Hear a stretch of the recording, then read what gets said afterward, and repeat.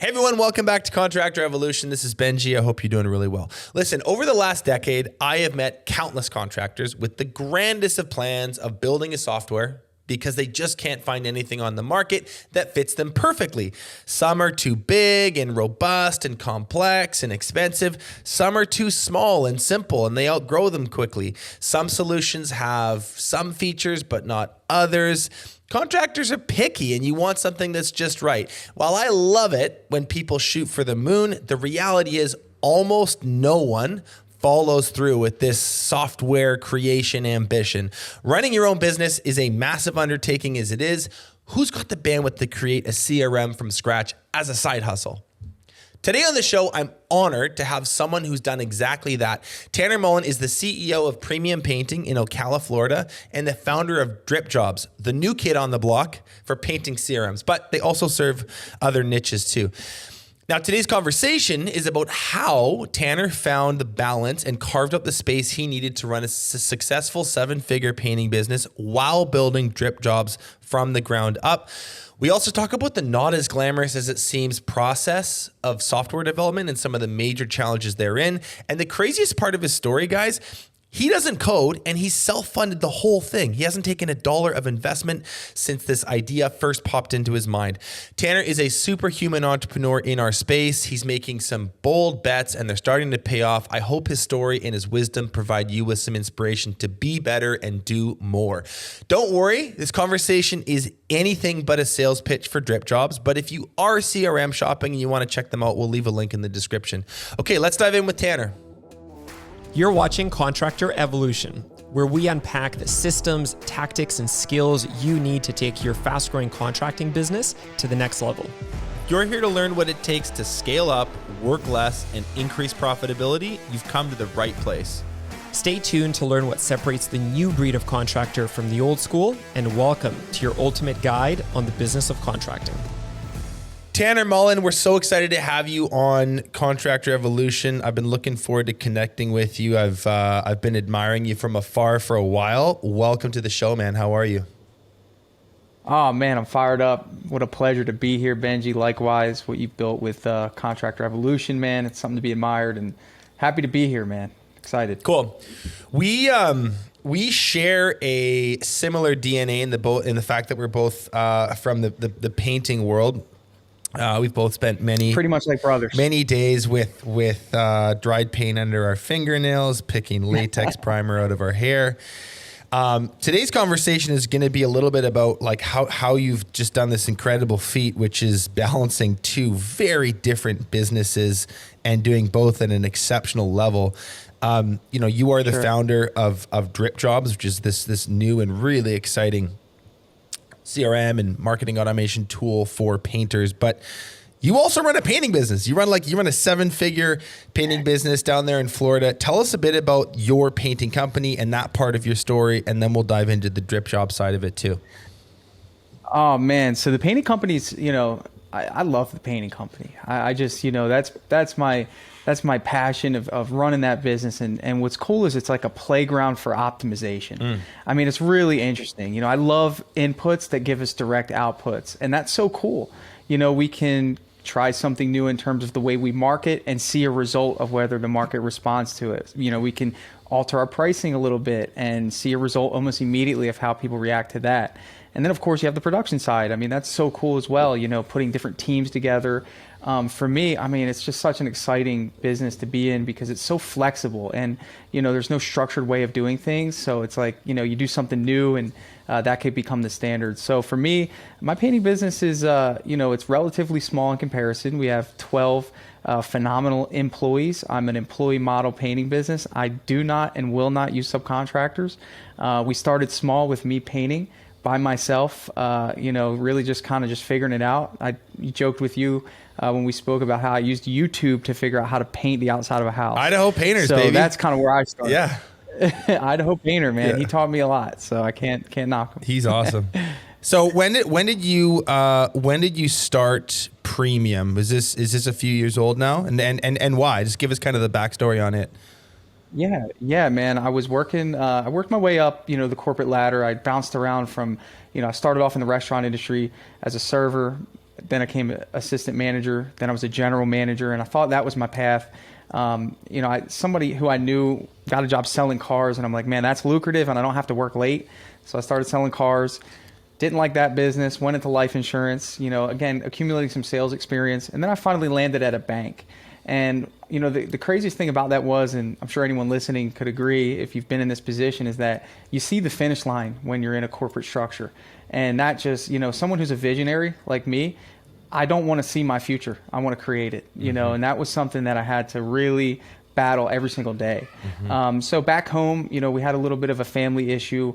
My mother had passed away, and my father, who was a painter by trade, he kind of just lost his pizzazz for life, and just, really just needed a lift. Yeah. And I saw an opportunity. I noticed that in the business of painting that, the way he did it, he struggled. He did it by himself. My mom helped with the books and things like that, but it was just kind of messy. And I said, hey, you know what? If I had took my sales experience and what I know about customer service from being in hospitality, I could probably create a pretty good painting business. So I leveraged his experience, and off the bat, that was how it got started. So I quit my full-time $80,000 a year cushy job with full benefits, and everyone looked at me like I was crazy. I was next in line for a promotion, and I started a house painting business, and the rest is history. Yeah, amazing. And is your dad still a part of the business? You guys still working together? Now, believe it or not, now he is. It didn't pan out the way we thought. He had went through his own journey of sobriety, but I'm happy to say he's been sober for a year, and he's now working with us, actually on our carpentry side. So we actually have a carpentry side of the business that he installs flooring and general carpentry for us. Amazing. So it's a really good thing for him to work part-time with us. This way we don't butt heads too much. Yeah, it's good. Keep him out there on the other division. Keep on the other a side. good healthy on a distance. I know it working with family members. Happy to report that he's still working with us. That's for sure. And so on this journey, you at some point obviously really felt the need to not just operate premium, but also start a new CRM project. And so you've started Dripjobs, which is now, totally seen the light of day. I see you guys at trade shows. I see your ads. And I've heard lots about you from your users. But when and why did you start Dripjobs? Take us back to that moment. Yeah. I mean, it all starts back in car sales. And as a car salesman, some days all you have is your CRM, and your job is to generate business. So immediately when I got into the painting business, Benji, I was looking for that solution. I went through all of the likes of Salesforce, HubSpot, Zoho, all the big guys. And although they had amazing features, number one, they were way too complex. And number two, they had nothing to do with our business. One had follow-ups, but it didn't have proposals. One had proposals, but it didn't do invoicing. So, I mean, there were so many things that we were missing in that regard. So I started to patch like 7 or 8 together. Right. And I found this program called Zapier, if you've heard of that. It allowed me to do that. So part of my painting business early on was buying leads. Now, everyone has their opinion about buying leads. Mine was, hey, I want the exposure and I don't have time to knock doors, so I'm going to try this buying lead thing. And I learned the concept of speed to lead. Yes. And speed to lead is essentially, well, actually, believe it or not, the representative of the lead service that I was working with, because I'd never heard of this concept, told me, hey, when you get a lead, what you want to do is you want to call them as soon as you can, like literally within seconds of them filling out the form, because they're probably still on the computer or they're still on our website. And that's when they are most acceptable or susceptible to answer the phone call and book the appointment. So I said, well, challenge accepted. So anytime I got a lead, I called that lead immediately.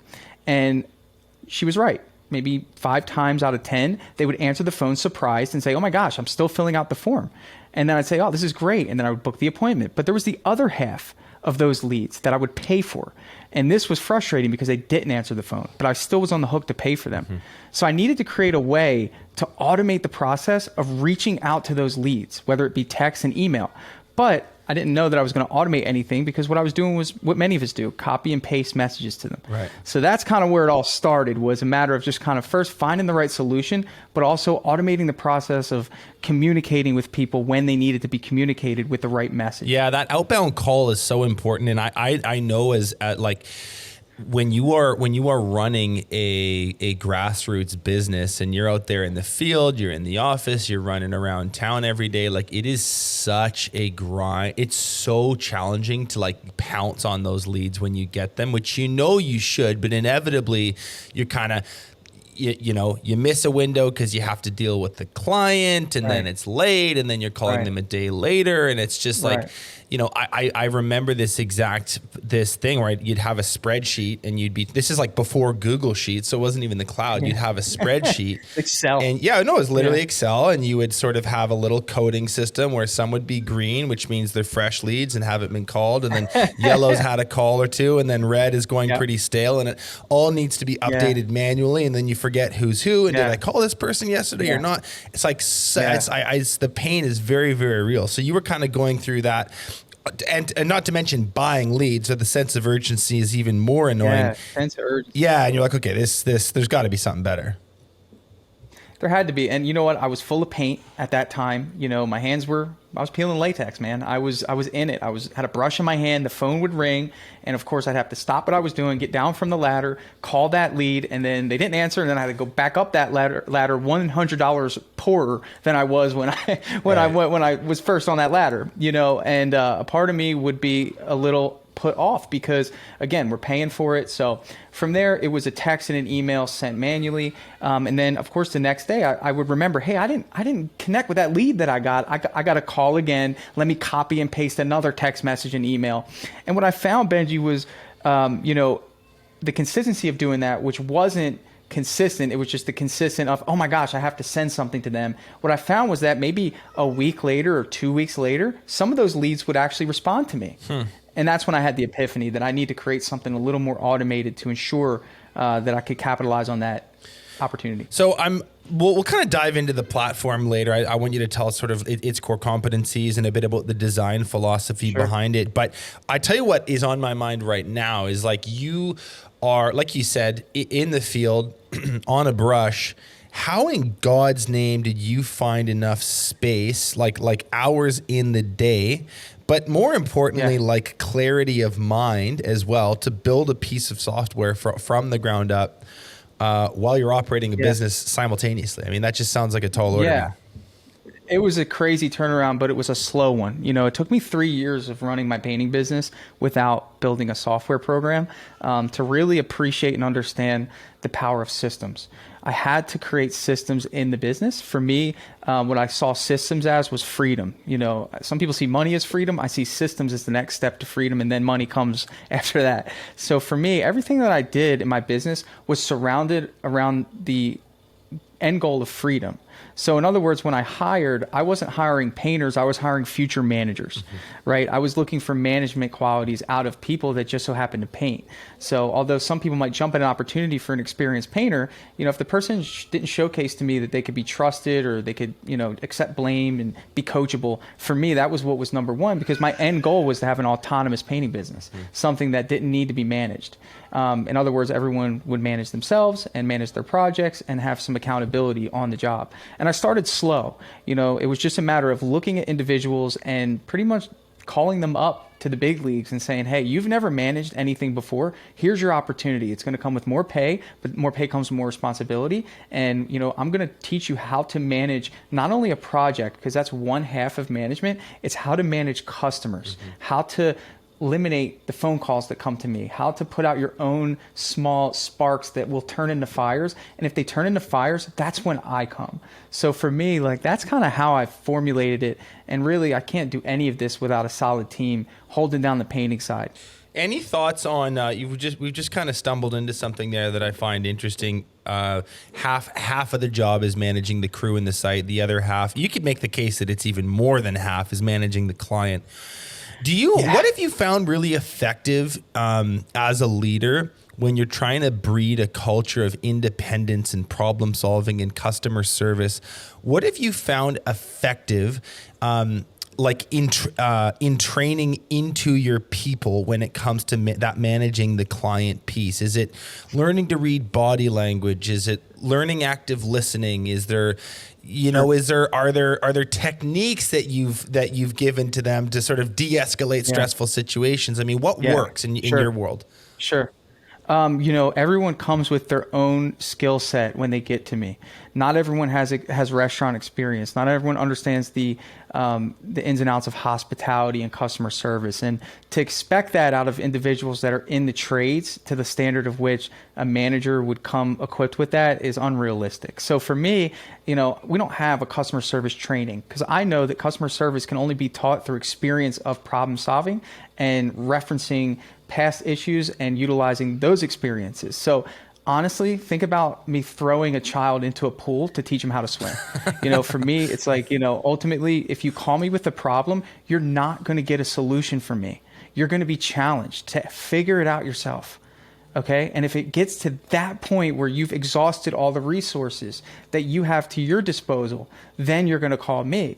And, initially it's funny. Whenever I bring on a new manager, they call me a lot. And it's because they don't want to make mistakes. Yeah. And what I've created is a culture of make your mistake, paint the room the wrong color, don't order the paint on time, go through all those bad mistakes. We're going to coach on that. And then you're not going to do it again, but I don't want you to not tell me. And that's the problem is because if they don't tell me, I can't coach about it, so it's kind of like an open line of communication, but they know at this point, call me when there's a fire, figure it out on your own. I trust you. And I verbalize that. I trust you. I trust you. I trust you. And maybe that's different from their last boss or last experience, but man, you'd be surprised what happens when you take people who have never managed and you give them an opportunity and you let them make mistakes, they become autonomous. The right person, not everyone, but again, I trust you, and utilizing the right communication is what I've found that works. I think those are such great sound bites you just shared. It's interesting that comment about the hospitality background. You're right. Anyone that has bartended or served or whatever, and then made a career switch in their mid-20s because they want to do more, you'll notice this air of like real calm demeanor, especially with people about them. Like nothing really frazzles them. And I'm connecting the dots now. I have. I totally have. Yeah. It's because you are used to getting yelled at and berated and dealing with, hammered, drunk people. And that's just a normal day in the office for you. So, a grumpy old lady who wants to change colors midway through a wall's been painted is no big deal to you. It's a good point. Not a big deal. The other side to this too is what about like your priority management habits? How do you I'm talking like going back to early days now when you're kind of straddling both a painting business and a software build. How do you manage your calendar and your time in such a way to create that space? I mean, you have a young family as well. Like there's just so many different demands on your bandwidth. How do you carve out and sort of protect the precious space you need to run the business effectively and make sure it's achieving stable growth, but also, assemble the Lego pieces that is a SaaS product now? Yeah, interesting analogy. I was a linebacker in high school. I played football, and the position I played was linebacker. And one of the I would say strategies that a good linebacker coach will tell that linebacker is to read and react. In other words, the linebacker looks at what's going on first and then makes its move, as opposed to the front line, which just goes forward. Right? They're always reacting. So for me, the second level to that is free safety. Right? That's the last level. Okay. So for me, the way I build out my business is it's read and react. I know when to hit the hole hard. I know when the pipeline is slowing down. I know when to go do estimates. I know when to come and check on the team. I know when to make sure that, the sludge isn't piling up the pipeline. So in other words, like I've built my system in a way that I can read and react and utilize all of my time when necessary, and then decompress and passively manage and passively sell. Because of I've created such leeway in my sales pipeline, because that's where a lot of the stress will come from if you're trying to manage multiple businesses, is that the sales pipeline's slowing down. The production team obviously needs work, and that's when stress happens. So I've been very good at anticipating a slowdown, ramping up marketing, right? Hitting the hole hard, going in and doing estimates and trying to secure big jobs. And that gives me so much leeway as the CEO, whose primary responsibility is sales, because production's well taken care of, that I'm only utilizing it on an average 10% of my time running my painting business. Now, most of that, of course, is because I have a good software that's organizing everyone for me. Communication is happening automatically, and I can kind of take it all out of my head and put it in put in a system. So, I hope that kind of it totally does. Read And react, bro. Like it's such a great way to put it. Linebacker is one of the most underrated, sneaky hard positions in all of sport. For that exact reason, because you're looking at the ball getting snapped. There's 11, 20, big men in front of you, and you're trying to see is it a pass, it is a run, and you need to like make it. You need to see what's happening, make a judgment call, and then execute. And running a business is not dissimilar. It makes perfect sense when once you did kind of create some space and start investing time and dollars and blood, sweat, and tears into the build out of Dripjobs. How did you formulate your design philosophy? Because you mentioned before, like I tried Salesforce, I tried Zoho, HubSpot, probably some others you didn't mention, and nothing fit perfectly quite for you. They were too big or too elaborate. They had some great functions, but not others. Now you have this cool opportunity to build something essentially custom for yourself. And I'm not saying that's, I shouldn't say cool opportunity. It's also an extremely difficult task that a lot of people try and very few actually follow through with. So I'm not saying it's easy, but you have this unique opportunity to build something for yourself. What was the design philosophy behind Dripjobs? What did you build it to do exceptionally well? Sure. Yeah. As much as I built it for me, I wanted to change the landscape of how sales were done in the contracting space.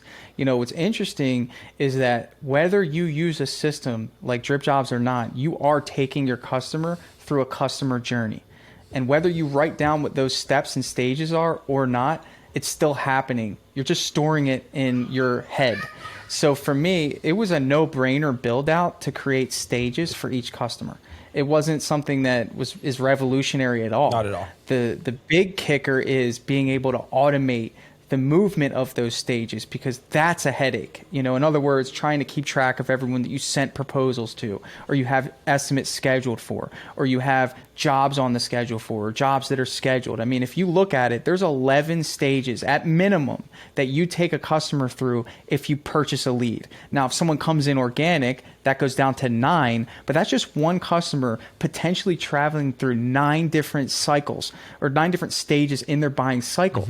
So for me, after 4 or 5 customers, it's literally humanly impossible to stay on top of where they are, number one, and to communicate with them effectively, number two, without an automated process. So for me, like, that was what it had to be. It had to move the cards automatically, and unlike any other software in the world, it comes pre-built like that. And that was the big game changer for us, was just making sure that the monotony and the overwhelm of moving people in the right stages had to be non-existent. Yeah, that's really interesting. And so you say, this is not this isn't necessarily like a cutting edge thing. The idea of a customer journey is pretty well understood. Anyone that's worked in a sales organization or has done lots of sales and marketing knows the flow through from lead acquired all the way through to job booked and deposit, collected. There's many steps, and each client needs different stuff, needs different things, different languaging, different reminders, different scheduling, different steps at every single layer.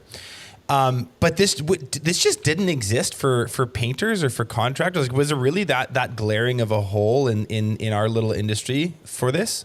I don't think. Yeah, I mean, I think that none of what Dripjobs has is like anything that's been invented. You can go to Salesforce and probably build out a lot of this.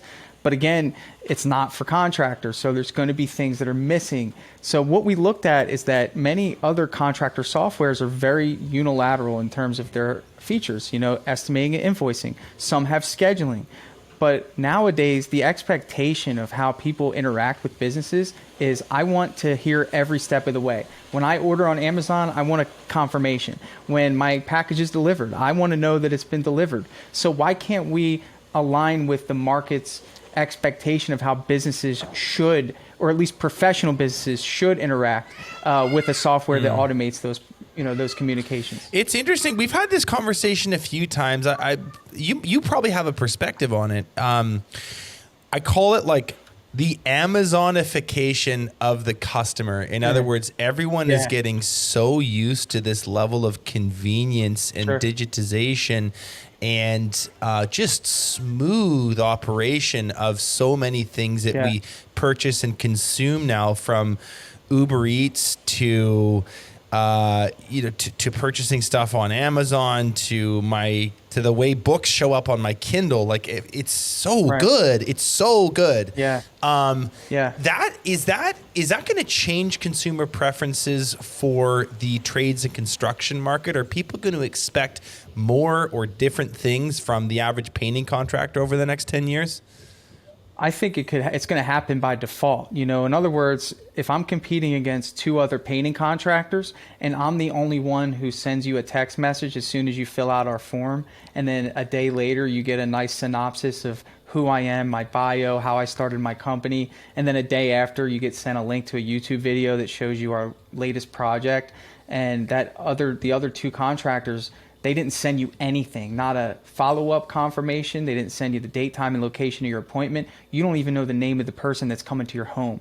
What that's going to do, it's going to elevate the standard. And that's what we're trying to do is essentially, hey, listen, I'm not going to compete with price anymore. I'm going to compete with meeting you before I meet you. And no one's going to do that better than us. And I think that that's our competitive advantage.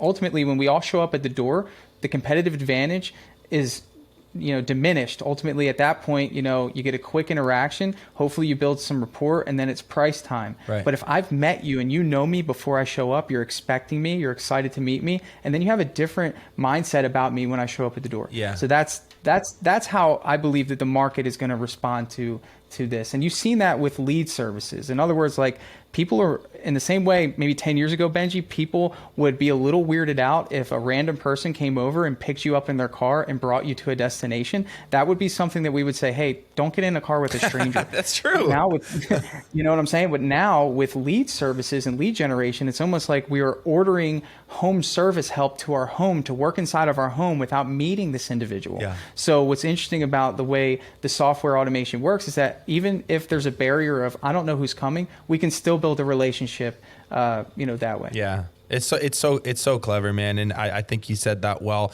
One thing, it's a kind of a topic change, but one thing that I'm going to just say on your behalf that I really admire and love this about you is, you are not the stereotypical, what we would say like a tech CEO that sits in a crazy fancy office and whiteboards all day. And I'm joking. That's not what tech CEOs do. But what I'm saying is you are a hustler. Not only are you still doing all of the sales and demos for Dripjobs, so if somebody wants to get on your platform, they meet you. Not like one person of 20 salespeople doing demos all day. They meet you. And on the other side of it, when you finish that demo of Dripjobs, you will often go to site to go provide an estimate for premium. So you are a hustler. And I love that, but you're also a sales guy. So you've sold cars, you've sold life insurance, and now you do this. I would just love to pick your brain on some what are you a big proponent of in the sales game? What works? Could you describe maybe your tactics, your strategy, your sales style? Yeah. Because I'm just personally curious about it. Yeah, stack the deck, man. When I sold cars, I sold Toyota.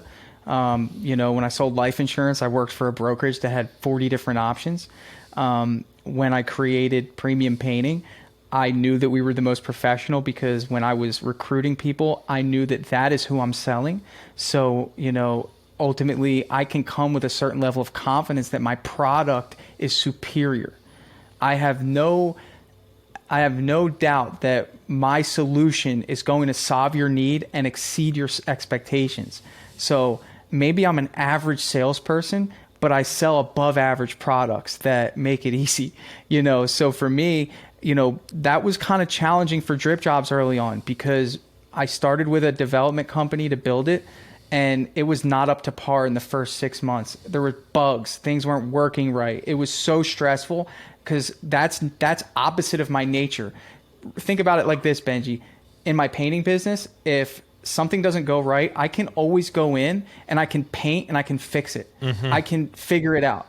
When something doesn't go right with software, I can't fix it. So that was really hard for me early on. But what it did was it got me to the point where I said enough is enough. And I got so resourceful because of how timid I was becoming in those demos to find the solutions that actually allowed me to stack the deck in Dripjobs, which made me find a CTO who took full ownership, made me find another developer, and now we have 3 full-time. And that to me is just powerful leverage when it comes to selling. So even today in my painting business, it's like, you know, the whole mindset is, again, I'm an average salesperson, but I sell above average stuff. And I feel like that right there is my hidden secret sauce. I focus on the production. The production is most important. Whenever there's an issue in production, that gets all of my attention because that is my product. So when the product isn't up to speed and I can't sell it confidently and go into the house as if when they leave, they're like, whoa, if we hire him, they're going to do a great job, you know? And in the same breath, when I'm doing a software demo, there's a certain confidence that just, it's like an energy that's like, hey, you know, you're gonna want this. You know, it's like one of those things. So, you know, I hope that kind of it totally gives you some does. insight on my You mentioned like a bit about sort of your journey. I wonder if you could say more about the process of building software, because so many people talk about this. Yeah, I've met many contractors who kind of have that same trope. Well, I tried this, I tried that. Nothing is perfect. I think we're just going to build this from the ground up. But, you know, no one ever really does, or maybe they dabble and then they realize how hard it is. For someone that's listening that has maybe wondered, like, what is that actually like, especially for someone that doesn't code? What is the software journey been like for you? Can you maybe run us through high level, the early days, what it was like in the middle, where it is now? Man, I'd love to share that because I'm sure a lot of people have ideas about apps and things. And, you know, first of all, there's got to be a certain level of, you know, project management ability, which naturally you get from being a contractor. And I actually learned that with developers. It's very, very similar. In contracting, you know, especially if you have a team, number one, you don't take on projects that you know are going to throw off the momentum of the team. Number two, you're not going to overwork your team to meet a deadline. That's just going to create poor morale. Number three, your job is to absorb the stress and then divide the stress in a way that it could be digested. In other words, if there's a big problem, you don't just throw it at your development team, or in my case, my painters. You know, essentially, I digest the problem and kind of organize it in a way that they can do what they do best, which is act in their capacity, right? So my job is to kind of organize everything. So when it came to like my idea of Dripjobs, I had to first create the plan of how it was going to be. But then, you know, that plan in software, I mean, it got completely derailed because I didn't convey everything the way that I should. And what I learned with developers is that it has to be to the point of like, they just need to read and build. It's kind of like looking at plans. And I had to get a lot more direct with what I wanted. And that was hard because I didn't know what software could do. I didn't know how things could be built. So that was the biggest challenge, was learning how to convey information to a developer that was digestible and that they could build. Because if they build in the wrong direction, you're paying for that time and it's wasted time. And then guess what? You have to test it and realize it's not what you wanted, and you wasted a bunch of money on that. Yeah, that's really interesting. I can only imagine how difficult it is. To lead someone or give instructions to someone who does a highly technical role that you yourself don't fully grasp. It's like, no clue. There's that saying, like, it's the dumb leading the blind, which I'm not saying that you're dumb or that they're blind, but it is kind of apt, isn't it? You're like, it was crazy. Yeah. It was crazy because, you know, you're an ideas person. If you have an idea for an app, you're visionary, and developers are used to this. They know that, oh, great, we got another idea guy that comes with their big brand they see ideas. you coming from a mile away. They know it, you know, and it's like, it's a funny joke internally, you know, it's like while you're in there, you know, it's like, hey, while you're in there, can you do this, as if it's like this quick thing. But, you know, I started off with a development agency that kind of built the prototype of it.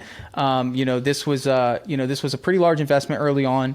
And then from there, you know, again, kind of what I learned was it's almost like outsourcing your paint jobs, right? In other words, like, you don't have full control over the aspect of when it gets done, how it gets done, to the standard of which it gets done. You just have to follow their rules. And there were a lot of things that I didn't know that were getting done and needed to be fixed. And I was just in line because I was sharing their time. Yeah. So the hardest part, I mean, this is what, I believe was like the make it or break it. This was like, are you really going to go all in on this? Are you going to, this is my initiation into the marketplace of being a prominent software company. It was like, how are you going to handle the adversity of bringing in your own CTO, giving them the code, trusting them, and building that relationship and being resourceful enough to do this? I didn't know anyone that could code personally. I just found this development company, and then I had to pivot. And through some resourcefulness, I was able to do that, and it worked out. Yeah. Did you do a big raise for this? Like, how did you just mentioned like you're working with the development company, then you found a CTO. I mean, all this stuff costs money. Did you bootstrap this? Did you get some dough from some investors? What did that side of the equation look like? Yeah, it was a fully bootstrap project, 100%, all my savings, about 75% of my savings went into it. I talked to my wife and said, hey, this is what they quoted us to do it. I believe we can do it. And I know that there's a need for this. Yeah. And I just wrote the biggest check I ever wrote in my life. Wow. That's crazy. That is a crazy not even gamble. sure if anyone was going to grab it. Yeah. I mean, that's so cool, man. And it's so neat to see it seeing the light of day, and users are using it and they're loving it, and the features are getting better and the brand is building. It's just neat to hear. Amazing stories often have humble beginnings. In fact, they almost always do. Always. Okay, here's a question I've been wanting to ask you for a while. When you look at what you've done on the painting side versus what you've done on the drip job side, one is a software, highly tech driven. The other is a very manual, human driven business. These journeys on paper look very, very different. They look very different. But I suspect there are some similarities, because business has sort of is funny that way. It's the skin you put on the outside changes, the genre changes, but a lot of the challenges internally are the same. What have you come to understand are the most fundamental business challenges that entrepreneurs in any space need to get really, really good at solving? Yeah, I agree. And I think we talked about this, about how, managing both have a lot of similarities, and I also believe that I'm in a pretty decent position because I own a business that utilizes the software. So I'm the best tester of the software, and also I have a different motivation because I want to use some of these features, and it's funny because I'm hitting a new level in my painting business. We just started a third crew, and now I can understand what people with 3 crews need on a intrinsic level to be able to pretty much explain, document, and outline that to the developers and say, hey, I'm living this, I understand. So I lose a lot of the speculation that some other software companies have because I'm living it. In terms of, your question of just, identifying some similarities of how these businesses operate, man, it's so interesting because from my perspective, obviously it's mostly the same on the sales side in terms of acquisition, creating awareness around the product, and first solving a need and having a differentiating factor. I think a lot of people in the contracting space really don't spend enough time on their differentiating factors. In software, you don't have a choice, right? Software is software until somebody comes out with a differentiating factor. And at that point, the market for software is wide open because you've filled a really big gap, right? And I think that on a low level, I've done that with my painting business. It's not like uncommon, but it's something that's more common than not, is that we bring 4 painters to every job, and that's our differentiating factor. And in most cases, painters will be sent 1, maybe 2 people at a time. Well, I can use that as my differentiating factor when I'm selling paint jobs and saying, hey, not only can we get your job done in 3 days, you're going to have 4 painters here to ensure of that, and it's going to be done efficiently. I always think of it like that. So in other words, we have the acquisition side, and then we have the sales process. It's very similar, right? I have a prospect that's interested, that's usually considering other options, and I have an opportunity to not only identify what their needs are and try to fill those needs. Obviously, people just want paint jobs on the painting side, but on the software side, they have 20 things they want. Oh, I want it to do this, and I want it to do this, and I want it to do this. So it's kind of it's interesting because on the painting side, we do different things under the same umbrella, right? So in other words, we'll paint, a house, a shed, we'll paint, whatever that is. But on the software side, it's a little bit different because we're trying to do the same thing for everyone, right? So everyone that signs up for the software, we got to try to make it a very, general approach. So that's kind of like some of the similarities on the sales side. Yeah. I think that comment about, if we can go back to it for a sec, a differentiating factor. I've been thinking about this a lot lately, especially with what we do. And it's like, I work in a like marketing and sales organization. Differentiating factor. Another term for that would be like, what is your unique mechanism? That's what marketers would call it. KFC does not make very good fried chicken, but they have the 11 herbs and spices. That is their unique mechanism. And I know because I'm a fried chicken expert. Not a lot of people know that. I have my black belt in this category. But that is their unique mechanism. That is the one thing that they've really said is that differentiates us from these other fried chicken places. And even though the chicken sucks, they've obviously been super successful. In a software thing, you would have a differentiating factor that you communicate in your brand. In contracting, I don't think that this concept has made its way to this space yet, but it will really soon. And I'll say this, good quality work and my painters show up in time, that ain't it. Because that's what everyone else is saying. That's what everyone else is saying. So there's this unique mechanism that I think small business owners would be really smart to think through at this point. What is the one thing that we do very, very well, that we deliver reliably, our customers love, and it's simple enough that we can communicate to a client?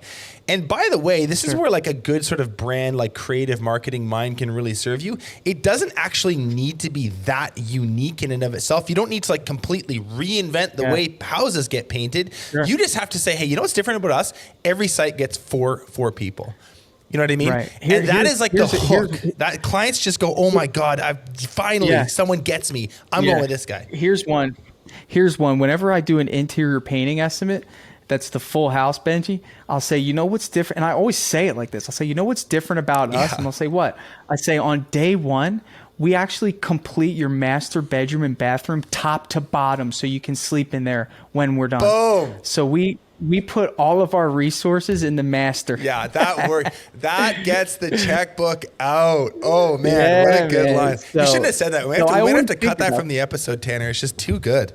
Such a good line. I don't want anyone else using it. Anyway, I like that. That's the idea. Differentiating factor, unique mechanism. What do you do that exceptionally well that customers love, you can deliver reliably, and you can explain simply to your clients? You will notice an immediate boost in engagement, in closing ratio. You can charge more. The brand starts to take off, and it's just a cool marketing concept that is well understood in other spaces, which and I think is like a lot of things is slowly making its way to trades and home services and construction, et cetera. Well, I think I want to hit on that one more time, because I think on the marketing side, the only thing that it should do is should create curiosity. Mm-hmm. That's it. Like, I believe that a differentiating factor, like you said, 11 herbs and spices. Well, that's interesting, right? Then on the sales side, the delivery of that is where it comes together, right? The delivery of like how those 11 herbs and spices impact the chicken, right? Or, hey, we have our, let's say our unique, proposition in that case would be the bedroom, and say we have a, red carpet experience or whatever for the master. And then when it comes there, hey, let me explain to you how that works, right? So, that's kind of just, I love using them on both sides. You've hit pay dirt on this front when you have created a curiosity loop. Like, we are in the consulting and coaching business, right? Like, that is what we do. Now, we could say we're the best coaches in the world. We have the best content in the world. We do all these things really great, but guess what? That's what all of our competitors are saying also. But when we say, listen, what we do is we implement the BTA management system, period. People go, ooh, what's that? Right. And then you've walked them into a conversation that you can have where you're really selling well and showcasing your unique mechanism. So it's a very compelling concept. It's an easy way to give your brand and your sales team a lift. We're almost out of time here, but I want to ask you this last fun one. Okay. This is, you've been on an incredible journey here over the last little bit with these two ventures. And I know it's just getting started, but I suspect you've gained some wisdom along the way. What do you know now about business or about life generally speaking? What do you know now that you wish you knew back then? Oh man, let's start with business. For me, the top is lonely, man. This is just real. The top is lonely as a business owner. I mean, at the end of the day, you build relationships with the people you work with, but ultimately you're in charge and there has to be a certain gap in between that. If you want a successful business. I learned that in the restaurant. There was a lot of intermingling, it's just a very friendly, fun environment. But then when it came time for me to manage, even as a young manager, I didn't get taken seriously, so when I created my own business, I had to keep that distance between my employees and myself. Not everyone operates like that, but for me in the trade specifically, a lot of people come from unprofessional environments. They come from environments that's lackadaisical, and I can't get the most out of people if there's not that gap of like, hey, you know what? This is serious. Tanner doesn't play about certain things. He's cool, but he's not my friend. And maybe again, I'm a friend to a certain degree, but not to the degree of, hey, I can get away with this. And that was really hard for me because I love people. Like I love my guys, but again, there's times where I have to be a boss. And I used to get really just like worked up about that, and I learned that's just part of the game because some people will take advantage. You have people that see kindness and they don't appreciate a giving boss. And, I would take that to heart too. So advice I'd give myself early on is to just stay true to those beliefs, and the right people will respect you in a way that helps you build the business because they don't just care about themselves. And I'd also say to myself, you gotta fire quick. Although it's hard, you've got to fire. You got to let the wrong people go. You cannot teach character. You can only teach skill. Don't be a character incubator. That is not your job. Be a skill incubator, and then increase character that already exists. You don't want to start it from ground up. So that's my business side of things. And then on the personal front, I would say it's similar in a sense because when you own a business like this, you don't shut off the valve. You're in business mode all the time. And for me, the big thing I'm still learning is time management on the family front, which, I'm focusing, just keep it at the forefront as family's most important. Business comes second. Mm-hmm. Mm-hmm. You said it all, my friend. I really love that comment about the power distance part. We're cool. Like we like each other and we work well together. Yeah, we're good. But that doesn't mean that we're best friends. There's a difference. And I think that minding that gap is something that good leaders get really good at doing. Yeah. But it's not easy at first. So great points. Power distance, fire fast, save some time for the family as much as you can. Man, you are chock full of wisdom and gold nuggets. This has been an absolute pleasure getting to know you over the last couple weeks, kind of prepping for this. I'm really excited to see you on the road again. I'm sure we'll cross paths at a conference soon. Final question: as a football guy, who's going to the Super Bowl this year? Oh man, football. Let's see. It's just too early to tell. If I were to, kind of look at what's going on, man, I don't know. I like the Bucks again, man. I think we'll bring them to the Super Bowl. Let's say Bucks first, AFC team. Actually the Eagles. I think the Eagles are good. Yeah, Eagles, really Bucks good. in the final for the NFC. AFC will go Titans, Chiefs. Okay. And then we'll see who wins. We got you. We got it recorded. We'll come back to this in February and see how you did. It's been a pleasure, man. Right, cool. We'll see you next time. Thank you. All right. Thanks so much, Benji, man. Appreciate the opportunity. Thanks so much for watching this episode of Contractor Evolution. If you've already subscribed to our channel, consider sharing this episode with another contractor who you think needs to hear it.